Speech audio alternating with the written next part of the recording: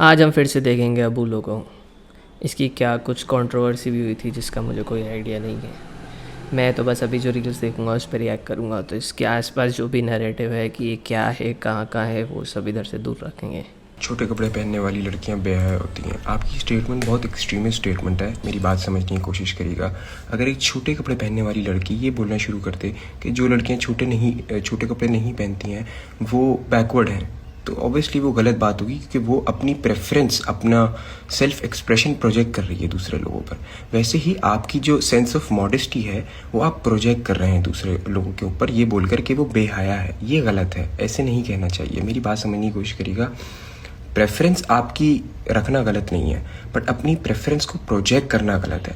जैसे कि मैंने आपको पिछली स्टेटमेंट में समझाया, आपकी स्टेटमेंट एक्सट्रीमिस्ट इसलिए क्योंकि you are forgetting that other peoples exist too, other peoples choices exist too. आप अपनी चॉइस को सुपीरियर दिखा रहे हैं दूसरे को बिरेट करके, तो ये चीज़ गलत है। आप अपना सेंस ऑफ मॉडेस्टी रखें, I respect you for that, but आप किसी का सेल्फ एक्सप्रेशन खराब ना करें। कोई लड़की छोटे कपड़े आपको दिखाने के लिए नहीं, सेल्फ एक्सप्रेशन के लिए पहनती है। नाइस, ये बात सही बोली कि प्रेफरेंस को प्रोजेक्ट करना इज़ रॉन्ग, चाहे वो किसी भी चीज़ की हो। इन जनरल तुम अगर बोल रहे हो कि इस टाइप के लोग ऐसे होते हैं तो वो गलत है। वो दूसरे इंसान से ज़्यादा तुम्हारे खुद के बारे में ज़्यादा बताता है। और अगर तुम ये मानते हो फॉर एग्ज़ाम्पल कि अमीर लोग तो चोर होते हैं, तो वो उनसे ज़्यादा तुम्हारे बारे में बताता है कि तुम अगर कभी अमीर होते तो तुम बिना गलत काम किए अमीर नहीं हो पाते या पैसे नहीं कमा सकते। और ये सिर्फ तुम्हारा मतलब तुम खुद को बचाने के लिए या तो खुद की गरीबी जस्टिफाई करने के लिए ऐसे स्टेटमेंट, ऐसे बिलीफ रखते हो तुम। तो कुछ भी अगर तुम ऐसे प्रोजेक्ट कर रहे हो तो वो सामने वाले इंसान से ज़्यादा तुम्हारे बारे में बताता है। अगर तुम एक बार को ऐसे भी बोलो कि मान लो कुछ अमीर लोग बुरे काम करके पैसे कमाते हैं, स्टिल फेयर। और अगर कोई लड़की ये भी बोले कि कुछ छोटे कपड़े पहनने वाली लड़कियाँ ऐसी होती हैं या कोई केस में ऐसा होता है, स्टिल फेयर। एक एक्सट्रीमिस्ट स्टेटमेंट जैसा इसने बोला वो गलत है। वो सिर्फ तुम्हारा प्रोजेक्शन है, वो एक बिलीव बना लिया है, वो गलत है। औरत सिर्फ मर्द से तब प्यार करती है जब उसके पास पैसा होता है, स्ट्रेट अप हैं। मुझे नहीं लगता कि इसमें कुछ गलत है अगर ऐसा है। और मैंने तो ऐसे भी कपल्स देखे जिसमें औरत मर्द से प्यार करती है जब उसके पास पैसा नहीं होता। कपिल शर्मा इस बात की एग्जाम्पल है। एंड आई पर्सनली बिलीव अगर ऐसा औरत सोचती है तो उसमें कुछ गलत नहीं है। और अगर आपको ऐसा लगता है कि ये गलत है तो वेट फॉर द डे जिस दिन आपके घर एक बेटी पैदा हो। जिस दिन आपकी बेटी होगी उस दिन आपको रियलाइज़ होगा कि माशरे में औरतों को ट्रीट कैसे किया जाता है। इट्स अ थिंग जो अभी आपको शायद रियलाइज़ ना हो, because a lot of people realise about injustice when it comes to them. It's just as simple as that. Thank you so much. ये फिर से एक्सट्रीम स्टेटमेंट ही है। It is same as saying कि आदमी औरत से तभी प्यार करता है जब वो सुंदर होती है। ये बात फेस वैल्यू पे ही ख़त्म हो जाती है, क्योंकि ऐसा होता ही नहीं है। हम इतनी जगह देखते हैं कि जहाँ मर्द औरत से प्यार कर रहा है जब वो ऑब्जेक्टिवली नहीं है सुंदर, क्योंकि वो उसको सुंदर लग रही है, उसकी पर्सनैलिटी उसको अच्छी लग रही है। तो ये ऐसे एक्सट्रीम स्टेटमेंट और बिलीफ वैल्यू ही नहीं रखते, क्योंकि ऐसा होता ही नहीं है। दुनिया बहुत कॉम्प्लेक्स है। और वैसे भी रिलेशनशिप फॉर्मेशन तो और ही ज़्यादा कॉम्प्लेक्स है। अगर दो जने साथ में आ रहे हैं तो इतने सारे फैक्टर्स प्ले करते हैं दो लोगों के साथ में आने के। उन लोगों की लोकेशन, बात करने का स्टाइल, कल्चर, कॉन्टेक्स्ट, प्रेफरेंस, सारी चीज़ें। बहुत सारी लड़कियां ऐसी होती है जो पैसे के बहुत ऊपर उठ चुकी हैं। उन्होंने बचपन से बहुत पैसा देखा है, उन्हें प्यार की ज़रूरत है, तो वो इमोशनल सिक्योरिटी ज़्यादा ढूंढती हैं पैसे के बजाय। लेकिन सिर्फ से so many examples, but this is fine for now. My husband unintentionally hit me and I forgave him. Should I stay with him? I think you should never stay with a person who has been abusive towards you, because by doing that you normalize violent partners and abusive husbands. हमारे माशरे में unintentional hitting जैसी चीज़ को तरजीह इसलिए दे दी जाती है, या माफ़ी उस पर इसलिए मिल जाती है क्योंकि हमें पता है कि इंटेंशनल हिटिंग भी क्या होता है। क्योंकि हमने एक इर्रेशनल बिहेवियर देखा है, इसलिए हमें ये इर्रेशनल सी बात हकीकत लगने लगती है। क्योंकि हमने देखी है इंटेंशनल हिटिंग, इसलिए हमें लगता है कि अनइंटेंशनल हिटिंग जैसा कुछ होता है। I personally think there is no such thing as unintentional hitting. It's a facade of innocence played by misogynistic men to avoid accountability of their actions.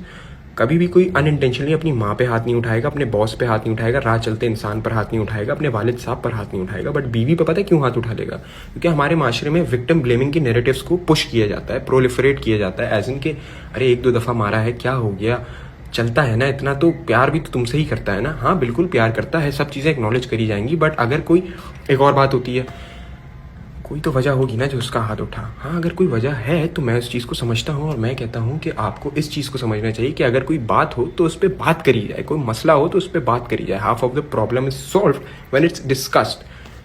Violence should never be someone's first priority to deal with a situation. This is what I think. And I think people only get into fucked up situations when they know they can get out of it by making a fool of anyone. तो चूंकि हमारे माशरे में इस तरीके की week victim blaming narratives को push किया गया और आइडियोलॉजीज रही हैं, तभी हमें ऐसा लगता है कि अनइंटेंशनल हिटिंग जैसा भी कुछ होता है। और again it's chance for misogynistic and abusive partners to get away with. This is something they use to avoid accountability. This is what I think. But again, मैं रियलिस्टिकली अगर बात करूं, truth is relative to one's perspective. ये तो मेरी बहुत ideal बकवास हो गई, बट आपकी सिचुएशन में आई थिंक आपको बेहतर फैसला करना, मतलब आप बेहतर फैसला कर सकती हैं, बिकॉज मैं आपकी सिचुएशन में नहीं हूँ। देखें आप आपकी सिचुएशन में है, you know the person more than me. मैं अजम्पशन की बेसिस पे अपना ओपिनियन दूंगा, आप प्रिजम्पशन की बेसिस पे अपना ओपिनियन देंगी। प्रिजम्पशन आती है, थोड़ी कैलकुलेटेड होती है, आपने एक्सपीरियंस करी होती है सिचुएशन, तभी जाके आपकी एक एनालिसिस निकलती है, कंक्लूजन निकलता है उस एनालिसिस की, उसके ऊपर बेसिस के ऊपर मेरा जो ओपिनियन निकलेगा वो पॉसिबिलिटीज और आइडियल सोच की बिना पर निकलेगा, जिसमें हो सकता है कि मेरा ओपिनियन शायद अगर आप रुकना चाहती हो तो वो नहीं उसके साथ मैच करे। But if you think it's fixable in a way that he is gonna change himself for you, stay with him. If you think उसके अंदर वायलेंट टेंडेंसीज हैं, he is not gonna fix himself, it's gonna happen again, leave him. You don't have to prove your dignity to anyone else by staying with a person who has been abusive towards you. सब बकवास है, stupid बात है, stupid तरीन बात है। मैं personally ये सोचता हूँ आने वाले वक्तों में हमारे भी बच्चे होने, हमारी भी बेटियाँ होनी है, तो मैं तो पर्सनली चाहूँगा मेरी बेटी भी कोई हाथ उठाए मैं उसको बोलूँ बेटा संभाल लो, रुक लो उसके साथ। मैं तो बोलूँगा बेटा कोई ज़रूरत नहीं रहने की, घर आओ फ़ौरन। तो ये सोच लेकर आनी है हमने। First of all by the way, unintentional hitting जैसी चीज़ होती है, आई नो सही नहीं है, बट कुछ लोगों का नेचर ऐसा होता है कि उनका गुस्सा उनके कंट्रोल में नहीं होता, तो वो बॉस और फैमिली वाले पे भी हाथ उठा लेते हैं ऐसे लोग। तो अनइंटेंशनल हिटिंग तो होती है, but by forgiving this behaviour you are just allowing that behaviour to happen again. Like abuse तो बिल्कुल नहीं सहना चाहिए, बट अगर कोई दूसरा बिहेवियर भी है, लाइक चीटिंग, वर्बल अब्यूज़, गाली गलौज करना, झूठ बोलना, अगर कोई इंसान ऐसा बिहेवियर कर रहा है और तुम्हें जेन्युइनली नहीं दिख रहा, वो अवेयर है और चाहता है इस पर्टिकुलर चीज़ पे स्पेसिफिकली काम करना, और तुम्हें नहीं दिख रहा कि ये कुछ भी तरीके से इम्प्रूव होता हुआ दिख रहा है, ये ऐसा ही रहने वाला है, तो माफ़ करना बंद कर देना चाहिए और अलग हो जाना चाहिए। इट इज़ लाइक कि भाई तेरे होंगे कुछ इंटरनल इश्यूज़, लेकिन मैं ये नहीं सहन कर सकता। दिमाग में फिर भी माफ़ कर दो, लेकिन अलग हो जाओ। और बार बार माफ़ करने के बाद तो तुम्हें भी समझ आ जाना चाहिए कि ये पैटर्न है, ये होता रहेगा, लेकिन एक बार तो फुल स्टॉप लगाना ही पड़ेगा कि अगर एक और बार ऐसा हुआ तो it means you are not doing it unintentionally and you are not trying to fix your problem and you are just gaslighting me into believing that you are fixing your problem, but वो बस तो उसके दिमाग में बैठ गया है कि तुम तो माफ़ कर ही दोगे, तो बिहेवियर वापस होने ही वाला है। तो बस दिमाग में माफ़ करो उस इंसान को कि भाई होंगे तेरे कुछ पर्सनल ट्रॉमा जिसकी वजह से तू ये सब करता है, लेकिन मैं नहीं सहन कर सकती। और वो पर्टिकुलर सिचुएशन जैसा उसने बोला वो भी डिपेंड करता है, कितनी सारी चीज़ें मायने रखती है, वो कितना डिपेंडेंट है उस पर, फैमिली का क्या है, खुद कितनी इंडिपेंडेंट है, तो बहुत सारे फैक्टर्स है। But 22-year-old divorced girl, I found a guy cute, but I know if I reach him, I'll get rejected. What should I do? ये अच्छी बात है ना कि वो आपको रिजेक्ट कर देगा, क्योंकि वो आपको जज करेगा। और क्या आपको एक ऐसे इंसान के साथ रहना है जो आपको जज करे? जो इंसान जज करता है वो सोच समझ नहीं सकता, क्योंकि जज करना बहुत आसान है, सोचना समझना बहुत मुश्किल है। It's very easy to say that you are not capable enough to sustain a relationship. It's all your fault. You're taking the blame on yourself. That is why you're being too assumptive. Because you haven't interacted with that person and you still have the answers. You're traumatically primed. You're being very hypervigilant. What you have to understand is कि अगर आप मेरे perception से देखेंगी तो मैं बोलूँगा हाँ, divorce defines two people. It's not defining a single person was not good at something. But मैं भी वहाँ पर एक पॉइंट से गलत हूँ, क्योंकि आपके लिए एक्सपीरियंस है, मेरे परसेप्शन के अकॉर्डिंगली वो गलती है। क्योंकि नॉर्मल सी इल्यूजन है, हमने प्योरिटी बनाई है ताकि हम लोगों को शेम कर सकें, और आपको लोग शेम कर रहे होंगे, आपके एनवायरनमेंट में लोग एक्सेप्टिंग नहीं होंगे। जो आपके साथ हुआ वो आपका एक्सपीरियंस है। हमारी इंसानों की दूसरों की नज़र से देखो, जो उसके थ्रू नहीं गए उनके हिसाब से वो गलती है। तो बस एक परसेप्शन की गलती है। ये सब अपना अपना लेके घूम रहे हैं। मैंने आपको क्लियर कर दी कि वो आपका एक्सपीरियंस है, वो आपकी गलती नहीं है। और अगर आपको अच्छा और बनना है ना, तो आपको अपनी ऑथेंटिक सेल्फ को एम्ब्रेस करना पड़ेगा। Learn to channelise your emotion, that why you are feeling what you are feeling, then learn to regulate them, you have control over it. You'll get out of this phase when you start seeing good things about him and you start seeing good things about yourself. उसकी गलतियां boundaries 20। और सही बात है, बहुत अच्छी बात बोली कि अगर if people are rejecting you for being you, फिर वही लोग रुकेंगे ना जो loves you for being you. लेकिन इसका मतलब ये नहीं कि तुम इम्प्रूव करना बंद कर दो, लेकिन प्रिटेंड नहीं करना चाहिए कि जो तुम नहीं हो वो बन के, क्योंकि फिर जो तुम्हें लोग मिलेंगे वो तुम्हें इसलिए पसंद करेंगे जो तुमने नकली बनावटी वर्जन दिखाया है उनको, वो उस बनावटी वर्जन को पसंद करेंगे। और फिर जब उनके सामने तुम्हारा सच आएगा, जो कभी ना कभी आ ही जाता है, तो वो यूँ भी इंटरेस्ट लूज़ करने ही वाले हैं। ओवर द टाइम तो वो रिजेक्ट करेंगे ही करेंगे। तो इससे बेटर है तुम अनअपोलोजेटिकली एकदम सच बोलो और बी योरसेल्फ कि मैं जैसा हूँ वैसा ही दिखाता हूँ, तो तुम्हें वही लोग पसंद करेंगे जो तुम्हें तुम्हारे लिए पसंद करेंगे। बी योरसेल्फ, अपनी कहानी खुल के बताओ लोगों को, कोई ना कोई इंसान पसंद करेगा और तुम भी उसको पसंद करोगे। वैसे भी relationships are very complex, it is almost a god gift. अपने how to make him realise he lost है जैम। अगर आप जैम होती तो आप होती नहीं। अब आप जैम हैं या नहीं है वो तो अलग कहानी है, बट मेरी बात सुनने की कोशिश करिएगा। अगर आप उस लड़की के लिए जैम होती तो मेरे पास, लेट्स सपोज मैं वो लड़का हूँ, मेरे पास एक जैम है, तो मैं उसको ऐसे प्रायोरिटाइज करूंगा, उसकी सेफ्टी मेरा फर्स्ट प्राइमरी इंस्टिंक्ट होगा। क्यों? क्योंकि मुझे फेयर ऑफ लॉस होगा कि खो ना जाए, क्योंकि मैं इससे प्यार करता हूँ, मैं इसके बगैर क्या करूंगा। तो मेरा प्राइमरी इंस्टिंक्ट क्या होगा? To protect its safety. उसके अंदर रिस्पेक्ट के और बाउंड्रीज के रिगार्ड्स आ गए सारे, जहाँ पे मुझे वो सब प्रायोरिटाइज करने हैं। सेकंड, आपकी केस में ये है नहीं, just by the way. Second point, let's suppose मेरा जैम निकल के गिर गया, अब मैं ढूंढ रहा हूँ, मेरा फर्स्ट प्राइमरी इंस्टिंक्ट होगा यहाँ पे कि यार मेरा जैम कहाँ है, मैं परेशान होकर घूम रहा हूँ, मेरी दुनिया हिला दूंगा, मेरा जैम कहाँ है, मुझे मेरा जैम चाहिए। आपकी केस में ये भी नहीं हो रहा, आपको रियलाइज कराना पड़ रहा है। अब जैम कॉल करके थोड़ी बोलता हाँ भाई खो गया हूँ, ढूंढ ले मेरे को। बंदा खुद रियलाइज करता है जैम खो गया है भाई। समझ रही है मेरा पॉइंट? तो आपको क्वेश्चन करना चाहिए था, how to make him realise that I lack self awareness so that he can love me. Point समझिए, जैम आप होंगी लेकिन उसके लिए नहीं। जैम आप होंगी लेकिन उसके लिए नहीं। और एक सेकंड, ये खुद को जैम क्यों बोल रहे हो भाई तुम? ये तो ईगो मसाज है, ताकि तुम्हें कम बुरा लगे कि सामने वाले ने तुम्हें रिजेक्ट कर दिया या छोड़ दिया। तुम्हें कैसे पता तुम जैम हो? क्या पता तुम लायक ही नहीं हो, स्पेशली उस इंसान के लिए एटलीस्ट तुम लायक ही नहीं हो। सही बोला, जैम तुम होगी लेकिन उसके लिए नहीं। क्या पता तुम नहीं हो जैम। ये तो खुद को कम बुरा लगाने की टेक्निक है कि मैं तो जैम हूँ। क्या पता तुमने परेशान कर रखा उस इंसान को, तभी छोड़ दिया। How can I convince him to convince his parents for our रिश्ता? Isha listen up.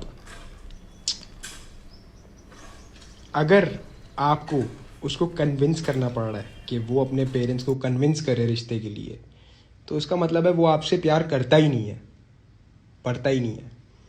जिसको प्यार होता है ना, प्यार लाइक क्रेजी प्यार, वो खुद करता है।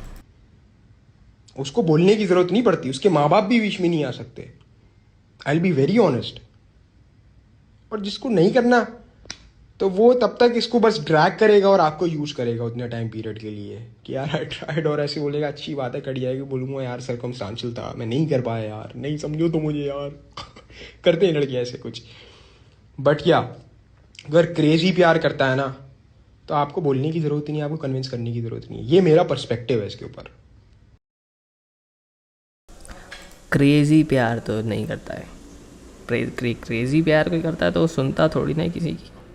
तो ऐसा इतना अटैच रहता है कि कोई कुछ भी बोले भाई मैं नहीं सुन रहा, ऐसा होता है। तो वो इंसान ऐसे कन्वीनियंस के हिसाब से तुम्हारे साथ है कि हुआ तो ठीक, नहीं हुआ तो ठीक, कोशिश करूँगा, वैसा।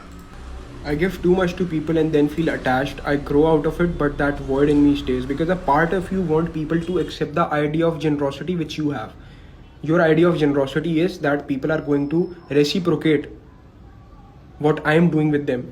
मैं किसी के साथ अच्छा हूँ तो कोई मेरे साथ भी अच्छा ही रहेगा, but the thing is कि सब ऐसे नहीं होते। सबकी डिफरेंट डेफिनेशन होती है जनरोसिटी की। कुछ लोगों को लगता है कि जनरोसिटी एक सोशल स्टिग्मा है जो कि लोग सोशल मोबिलिटी के लिए यूज़ करते हैं क्योंकि वो हर्ट होते हैं। तो you have to understand this कि सब ऐसे नहीं होते, और आपके अंदर वॉइड इसलिए रहता है क्योंकि आप भी एक्सपेक्ट करते हो कि यार कोई मेरे साथ भी अच्छा हो जैसे मैं उसके साथ अच्छा हूँ।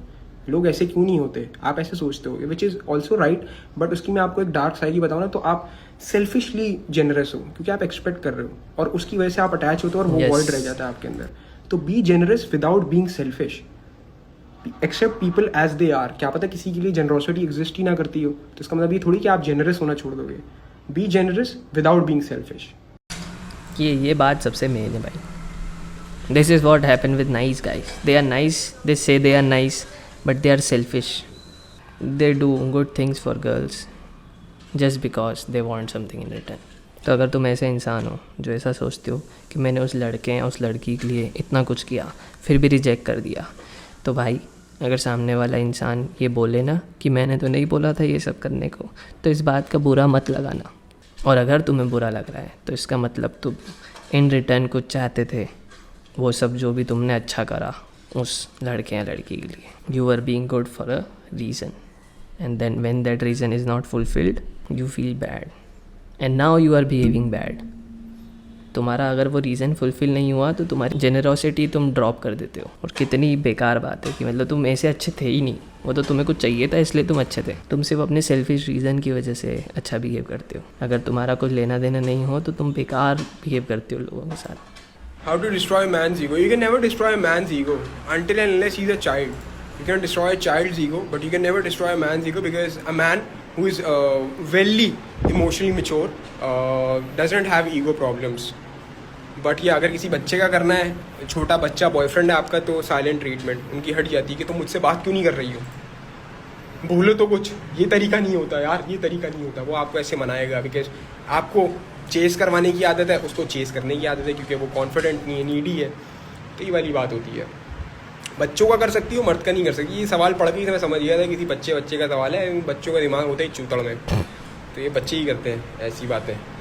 But yeah, obviously, emotionally mature man will never, get hurt or have ego problems.